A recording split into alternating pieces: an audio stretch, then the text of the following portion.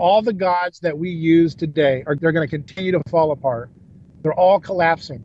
And the only true way to be an atheist is to be like Jesus. Because an atheist, in the true sense of the word, is the one who recognizes that the gods are not gods. They're just hidden victims. Yeah. As a young mother, I experienced a paradigm shift that transformed how I saw education and ultimately the world around me. I started this podcast, The Luminous Mind, to connect with and learn from people who are disrupting the status quo in how they learn, educate, and live in the world around them. Prepare for a paradigm shift. Light a candle, light your world.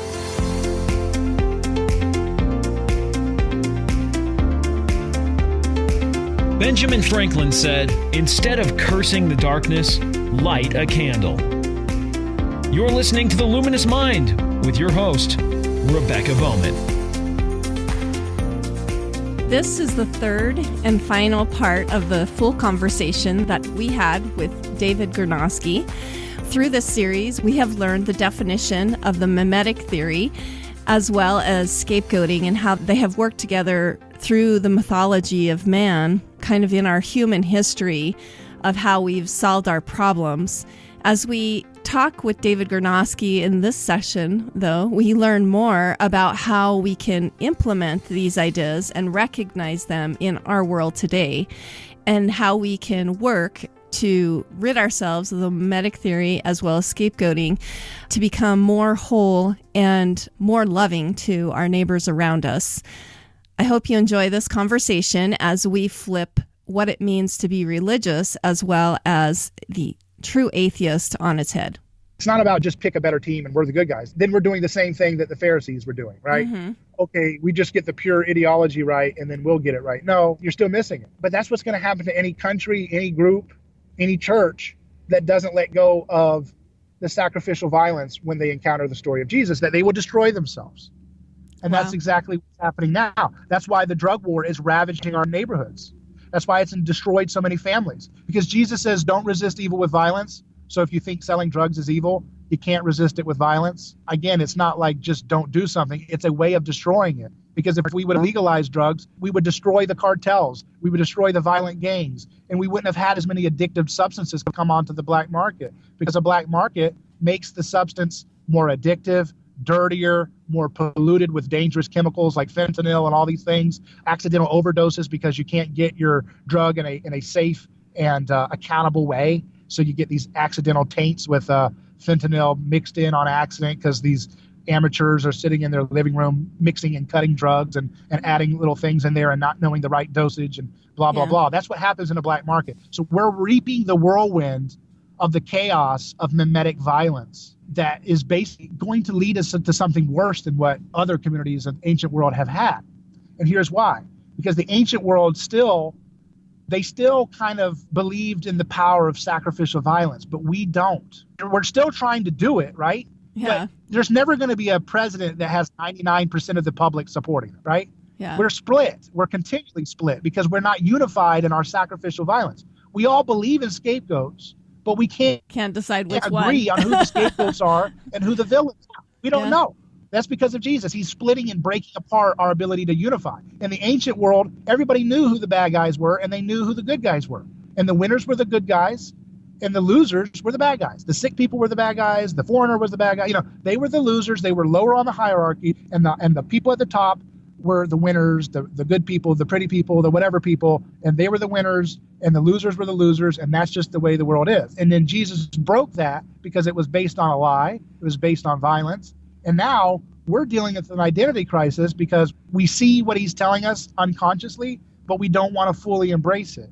Yeah. We're still clinging to our little pacifier of violence more, and then we'll get real. Then we'll do it eventually. Just let me pass a new bill and let me take over healthcare with $80 trillion and coercively control it, and let me take over energy and coercively control it.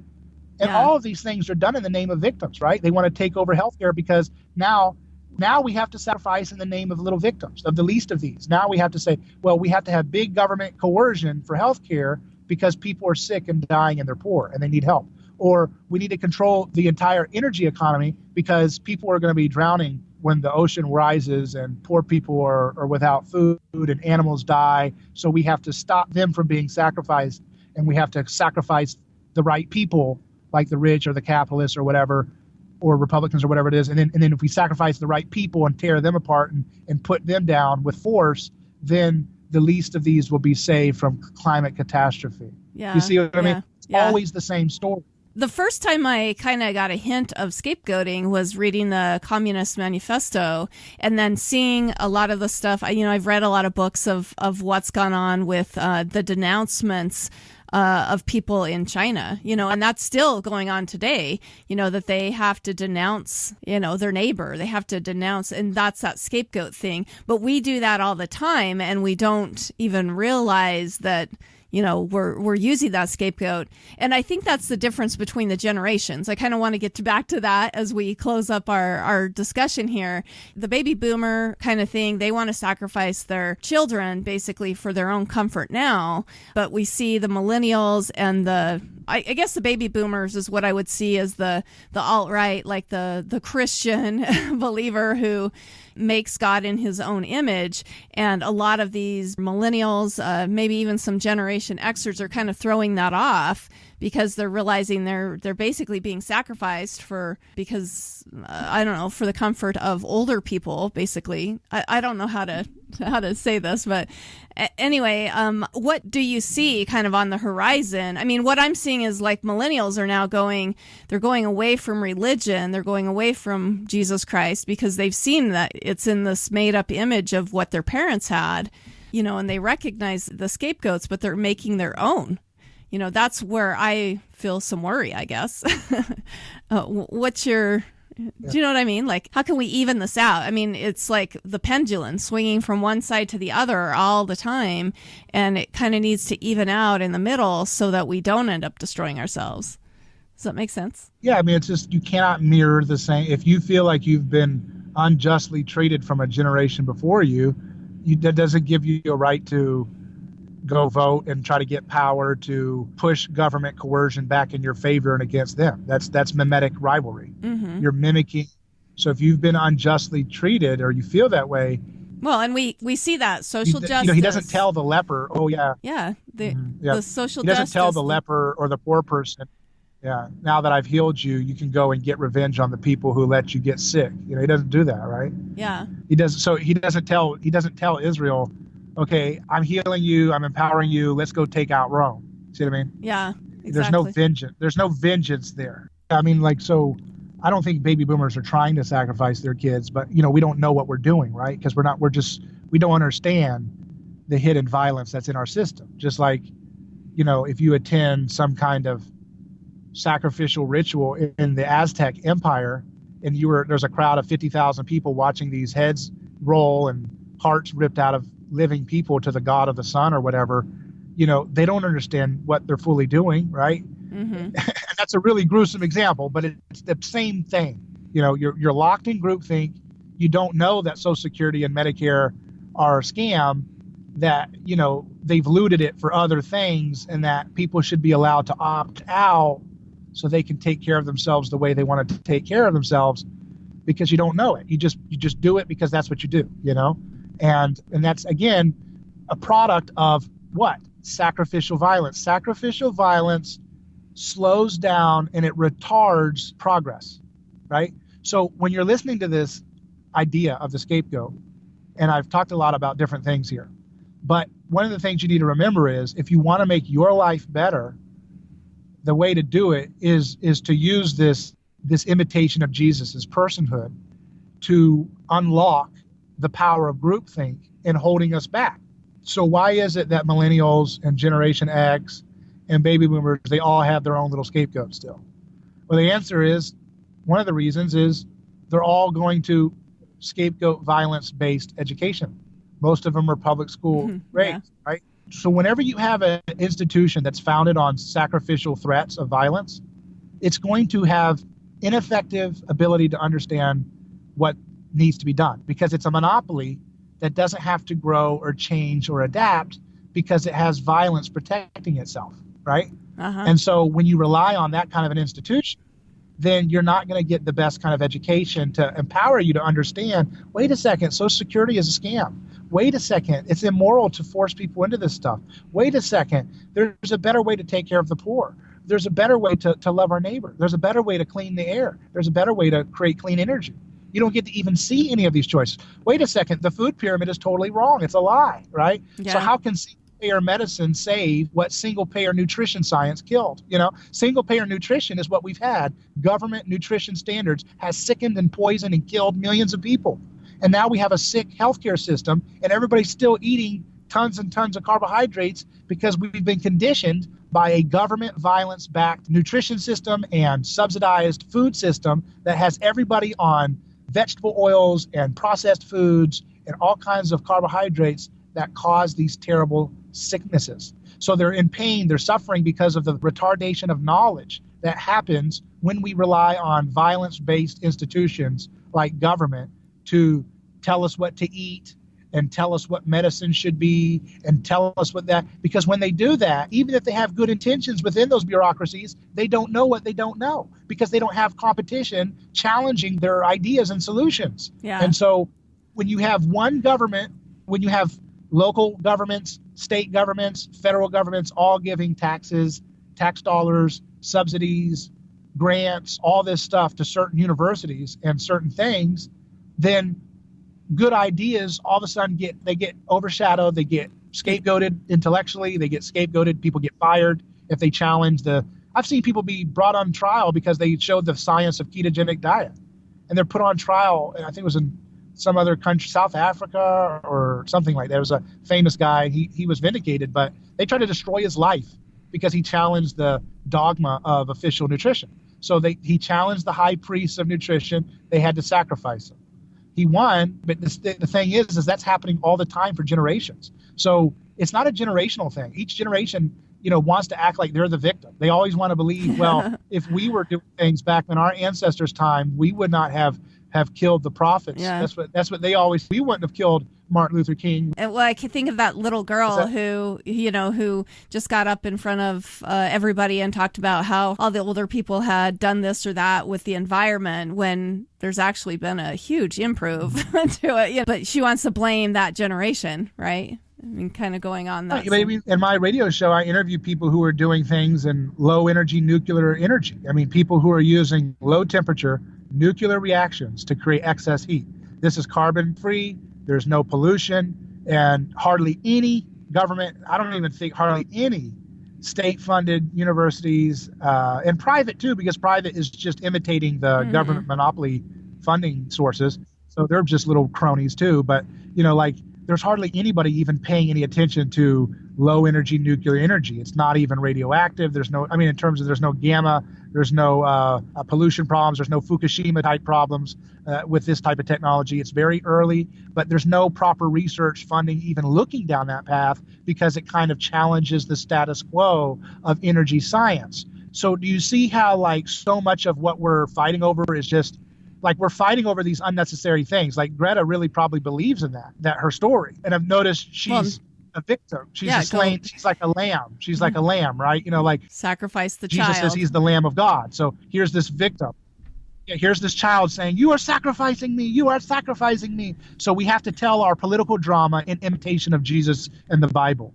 And so that's how we do our stories. We couldn't just come in there and have a billionaire say, you poor people are screwing me over. I've got to give you, clean energy. You can't do it that way. That's the old way. You know what I'm saying? That's not believable anymore. Now you got to imitate the story of Jesus. So you got to say, I am a victim. And she really believes that. But the answer is not violence. And she doesn't understand that because she's being manipulated by very violent, cynical people who are addicted to violent solutions. Yeah. And those people, they don't know what they don't know. They don't know that energy, you could have low temperature nuclear reactions and develop these technologies so that we could power homes and communities with not needing any government subsidy to develop these. They don't even talk about nuclear, period. And nuclear would be the best place to get clean energy and renewable energy for everyone at a cheap price. But they don't even have that even as a serious part of the conversation. All they want to do is they want to rig the economy and take it and then take your money and then subsidize politically picked solar power companies and windmills and all these different carbon credit companies. It's just a giant racket of big, greedy, rich people and rich, greedy bureaucrats who are trying to create a sacrificial crisis, the crisis being, oh my goodness, the end of the world could happen because of our excess greed. Let's sacrificially destroy certain people, rich people, certain people, and then other rich people that are good people, they'll take over the new energy economy and we'll steer it in the right direction for everybody. Wrong. That's called religious fundamentalism. That's called superstition. That's called barbarity. So I don't accept the frame that these people give us. They try to tell us, okay, you get two choices. You can be pro-dirty energy and oil, or you can be, for the Green New Deal stuff. And I'm like, no, that's a stupid choice. That's like telling me, you want to be a Pharisee or a Sadducee? Pick a team. And I'm like, no, I don't want to be either. Yeah. And there are people who are saying, no, pick a team. You can be a Pharisee or a Sadducee. And I'm like, I don't want either. Yeah, you sacrifice one way or the that's other. That's what we have to be. I don't want either. Yeah, there's a sacrifice. Yeah, exactly.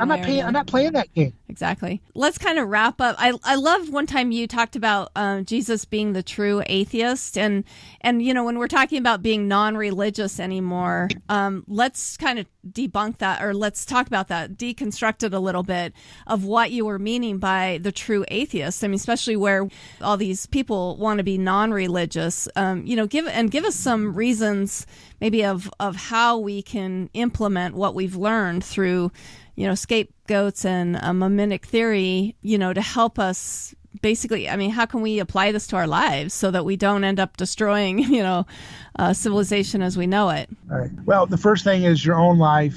I don't think you should vote for anybody that is saying they're going to do stuff that you yourself would find immoral to carry out yourself. Does that make sense? Yeah. We want to stop the sacrifice. We want to stop harming, violence, using all those tactics. So don't vote for. I wouldn't vote for people who are promising to do things that if you had to carry them out yourself instead of scapegoating the police to do it for you, you wouldn't want to do it, right? So, if you don't want to, if you have a neighbor down the road who does a line of cocaine and you see that in the window, you see their, you look in their window, you see them doing it. If you think it's ugly and awful for you as a person to barge down that door and put a gun in their face and tase them if they move the wrong way and put your knee on the back of their neck, if that's wrong for you to do, it's wrong for you to do it if you get your whole neighborhood to do it. And it's wrong for you to do it if you get millions of voters to do it. So just don't do it. That's a great way to make the world a better place. And it would just say no to that. Don't vote for that stuff. And then the other side of not, if you wouldn't storm into a millionaire's business and rob him blind of every, because he was rich to give to the poor type of thing, you couldn't do that yourself. Don't expect. I mean, I want to do both sides here. Like what the right would deem as horrible and what the left. The right is there's a lot there. I mean, it's like, if there's a lot of people that say, hey, I don't want to play for the community playground. I'm richer, I have money, but I don't want to play in this playground. I want to build a school in Haiti. And then the government comes along and the voters as a mob say, excuse me, no, we know how to do your money better. We're going to increase your tax because we need to build a new park or a playground. And then you say, but no, I was going to build a school in Haiti. And then when we say, no, we have the more people on our side, so majority rules, deal with it. Now obey or else, right? Yeah. And so we're not Christian. I don't care if you're a liberal and you think that's okay, you're not living like Jesus. I'm sorry, that's a sin. And we don't like that word sin. It's scary. Sin means to miss the mark. Jesus said one thing, you missed the mark. You shot your arrow at a bird, and it was way off target. It wasn't even on the bullseye where Jesus was. You went and hit a raccoon or something. That's not, what I'm saying? You're far off the mark if you think it's okay to be a Christian and go along with soaking the rich and stuff like that. Have the rich unjustly had power in many cases? Yes, because the economy is rigged by violence, right? But you can't reciprocate that violence with more political violence. That would be a sin. That would be resisting evil with violence. You have to use the nonviolence of market voluntary competition and creative destruction to destroy the strongholds of unfair wealth advantage. That's a good one, right? Do you see what I mean there? Yeah. You have to use so when you use innovation and nonviolent market creativity, that's how you beat. If you think rich oil people are greedy and they've used the government to have subsidized profits, well, you're right. But how are you going to beat that? You can beat it the bad way, which is to try to sacrifice them and then rig it for solar panel companies and crony capitalists and wind farm or whatever. Or you can do it the good way and create new energy that's too cheap to meter by using and thinking for yourself and challenging the standard model of physics and things that are holding us back maybe, and finding solutions even if they defy the standards of acceptable science, and then creating the world you want. So that, you know what I would love? I would love it if the person who solves pollution is someone who totally doesn't believe in the climate change hysteria. Wouldn't that be wonderful poetic justice? I think that's going on. It's like with the whole world even, right. Well, it's like if you could create pollution-free energy that's too cheap to meter, but the guy who, the Steve Jobs or the Tesla who makes it, or whoever it is, says, yeah, I don't believe anything to do with this climate change hysteria, but here you go, world. Here's a new way to use energy that your government violence-backed textbooks didn't even know where to look to find it. I did it because I thought for myself like Jesus. I became an individual instead of a mimetic groupthink sheep, and I was able to discover something new in nature that allows us to have energy too cheap to meter. Or people say, like I know of a group in England that's using antibiotics to cure awful cancer. It kills cancer stem cells. These are cheap, generic antibiotics. One of them is azithromycin, the other is doxycycline.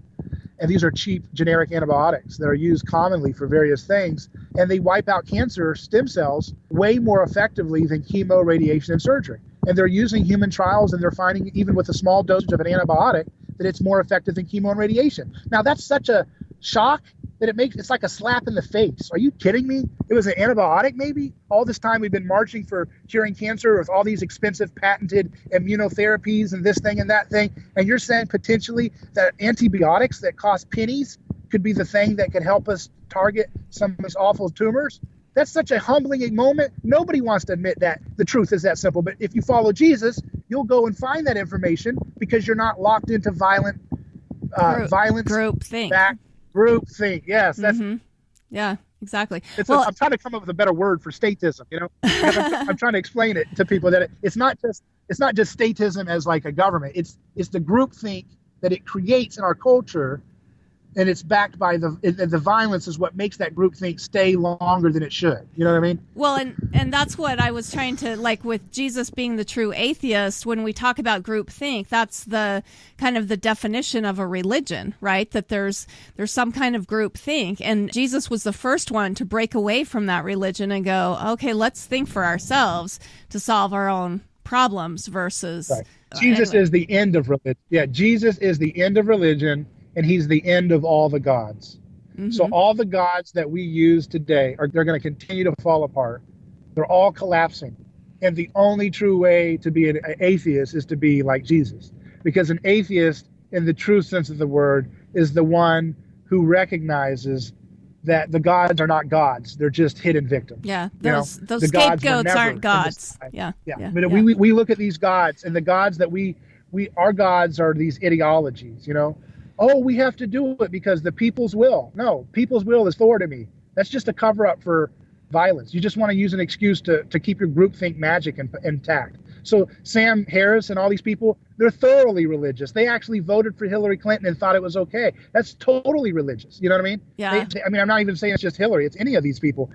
You're totally religious. And you say, hey, to these people who think they're not religious, it's like, well, why? If you're so not religious, why are you trying to destroy a person's career if they challenge the physics model that you believe in?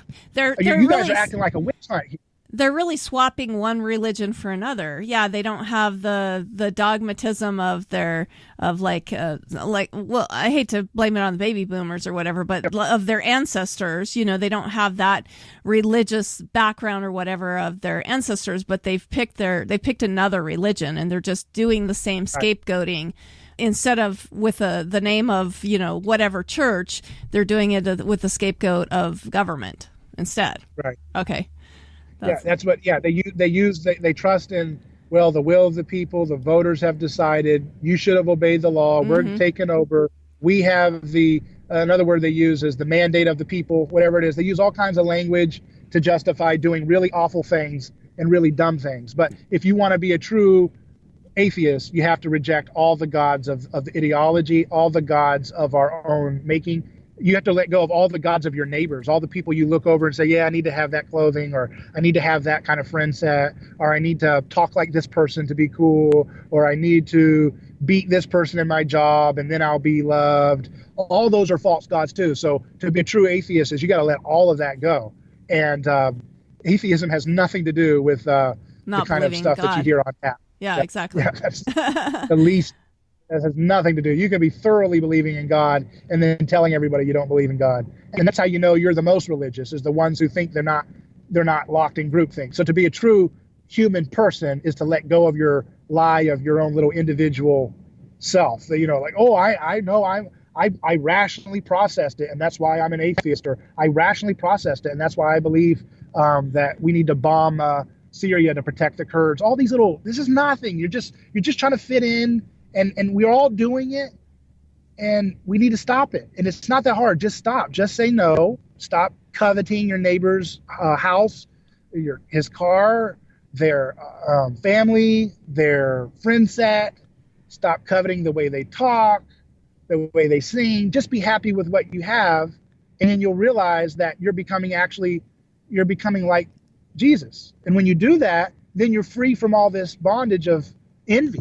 Yeah. And then once you're free from envy, then you can create and have joy. And then once you create and have joy, you can solve problems, and then you can serve your neighbor. And then guess what? You get to have that relationship with your neighbor in a healing way, because instead of coming to them with envy in eyes, you come to them with gifts in your eyes. You say, here's what I did. I created a new homeschool curriculum. Wow, this is very helpful. I've never seen this before. Or you say, here's a whole new way of eating that will actually heal this disease that's been plaguing your body.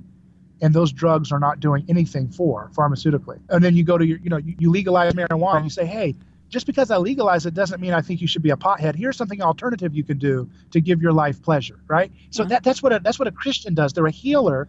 They stop the violence, but they don't just stop the violence. They then provide an alternative. Here's how we can help you. They minister to people, right?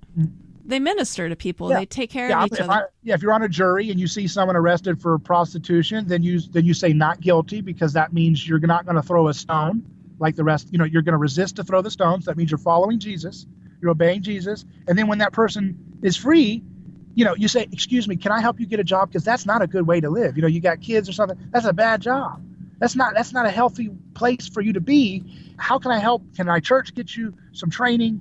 Can we come alongside and make sure we empower you to do what you need to do to have a life of dignity? So what the world tries to do is their imitation. They try to imitate this, and they say, well, no, the action is good, the violence is okay. So you see what I mean? They flip it. Yeah. So they're legalizing weed because weed is good, not because it's wrong to use violence against people using weed. They always want to focus on the object rather than, no, the action of violence and government violence is what's wrong. And so, here's the thing. There are so many secrets in nature left to be discovered. So we are not at the end of history. We are just at the beginning. There are so many things that we're going to realize. Cures for cancer right under our noses. I just illustrated one of them, antibiotics. Cures for Alzheimer's right under our noses. Diabetes, heart disease, depression. I know a Harvard psychiatrist, Chris Palmer, who is healing and curing schizophrenia using a ketogenic diet. I mean, oh my goodness, people are saying, I don't hear the voices anymore, and they're doing it. It's not just a do-it-yourself thing. He has to make sure you're doing it right, and he's monitoring how they do it. But they're using a very strict monitored ketogenic diet, and they're able to reverse depression, bipolar disorder, schizophrenia. You don't need government to do that. You don't need sacrifice to heal your schizophrenia, because sacrifice will only produce drugs that don't really work. I think of you got to think for yourself and reject all the gods.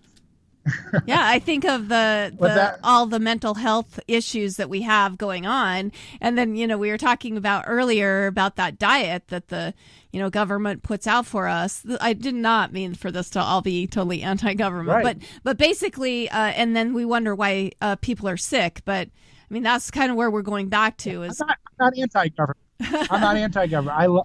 I'm not. I don't, to be a Christian, you have to love your neighbor, every one of them, right? So we have to, and it's a hard thing to do, because I look at people in government who go to war for a lie, and I'm like, oh my gosh, it's so hard for me to find something redeemable about them. But we have to be able to talk to them too and redeem them too, because they, no one's irredeemable, and that's not naive. That's real. People can change, and it doesn't mean we should keep government in power. But here's what it means: you can be against government power, but be for the people who are in it. You know what I'm saying? Uh-huh. Someone's doing a terrible thing to somebody. That doesn't mean you have to hate the person. It means you need to get them out of that bad mindset. They don't know any better, really. They should, but they don't. So you got to deal with them and say, excuse me, you can't put a gun to that person's head because they did weed. I'm sorry. You can't do that. That's no. That's bad. Don't do that. But at the same time, I'm not going to put a gun into you or tell you you're a terrible person. Let's talk. Let's have a conversation. And that means people who understand liberty, we have to be able to have a conversation with people at the highest levels of power, because every person needs to have this transformation.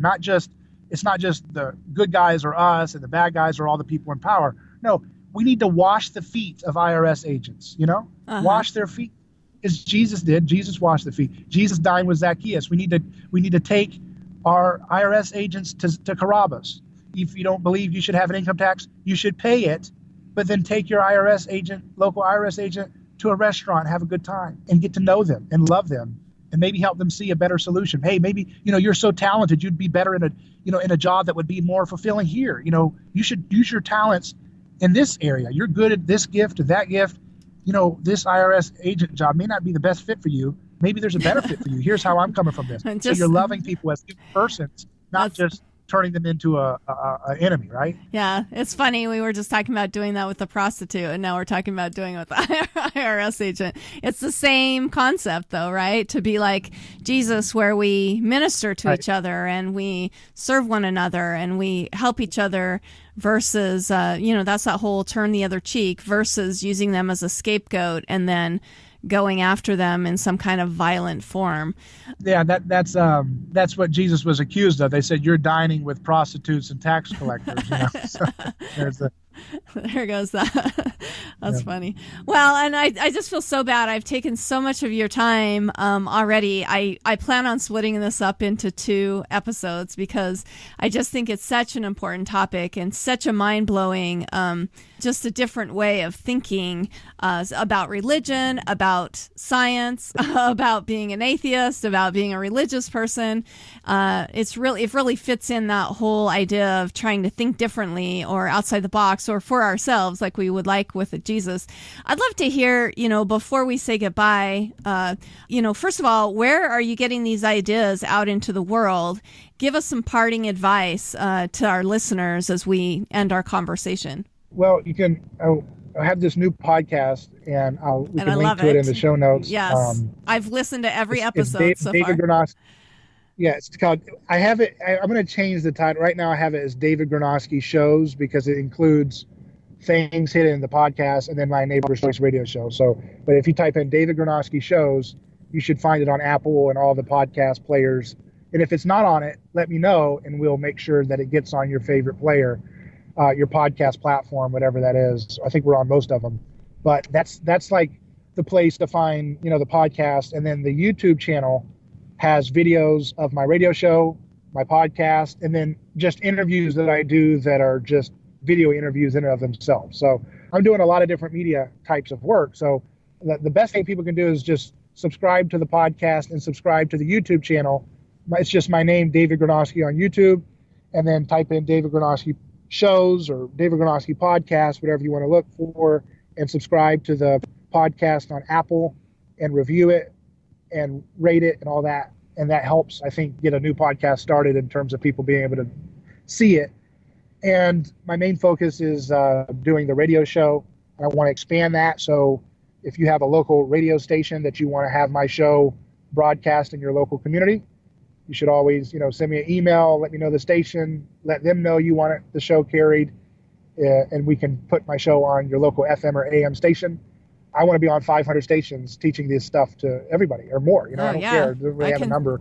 I want it everywhere. I can see a huge draw for you in Idaho.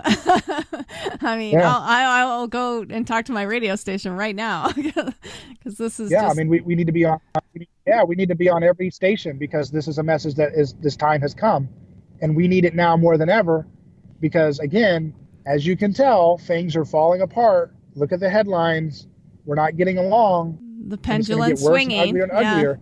But somebody has to step up. Yeah, it's swinging back and forth rapidly. It's crazy. It's volatile. And so people are scared. And they're saying, and some people and Christians are saying, oh, they're going to take away my right to worship or believe what I believe. But at the end of the day, the reason why they have that power is because we've ceded that power to them for so long. We've handed over the right to deal with our neighbor. We've handed it over to government and said, okay, you go ahead and sacrifice the drug dealer. You go ahead and sacrifice the raw milk seller. And then eventually that sacrificial bludgeon comes onto us when the voting crowd changes votes for a law that changes against us and says, hey, well, you've set a precedent here that we can criminalize this nonviolent choice. So I'm going to criminalize your nonviolent speech. I'm getting rid of that speech. No more of that. We're going to use the power of the mob to get rid of you to do that. So that we're going to get rid of your right to speak. And so that's what happens though when we set a precedent of violent coercion. When we set that precedent to say it's okay if you don't like an action to use violence to solve it, then you create a moral and legal precedent for you to do that for all kinds of other stuff that you are doing. So you have to, it's like solidarity with scapegoats. If the homeschooler is not in solidarity with saving scapegoats like the prostitute and the drug user, then that violence is going to come on the homeschooler and criminalize homeschooling. You see what I'm saying? Yep. It's like a principle. If you don't fight for that principle of liberty for everything, then you're going to compromise with sacrifice, and sacrifice is going to come back on you. So the way you protect it is that you always make sure that law is out of the reach of the crowd. That law is based on what we know is right, and that you only use law for violent stuff. So if someone's stealing, you use defensive force to stop it. If someone's murder, assaulting, or doing murder, all that stuff, then you have a timeout place for people like that. All right, keep them away from people if they're going to do that. But if they're not doing those things, then leave them alone. And it's very simple. I don't really know why it's so hard for people to see that, but it's because of our addiction to our. It's because we're addicted to our scapegoat. But here's the thing: it's like the high is not going to make us feel good. It's going to make us feel worse and worse and worse. So it's better to just get off of it and go cold turkey. Just let go. Stop voting for this stuff. Stop going on these political ideological camps. Just let go of it all, and then get to work making your life, cleaning your life up, cleaning up your envy. And when you do that, then you're going to live life with mercy, not sacrifice. Yeah. That's what Jesus says God desires. God desires mercy, not sacrifice. Yeah, stop looking for a scapegoat and start looking at yourself. Might be a good place to start for our audience, for sure. So that's great. Well, look to Jesus. Imitate Jesus.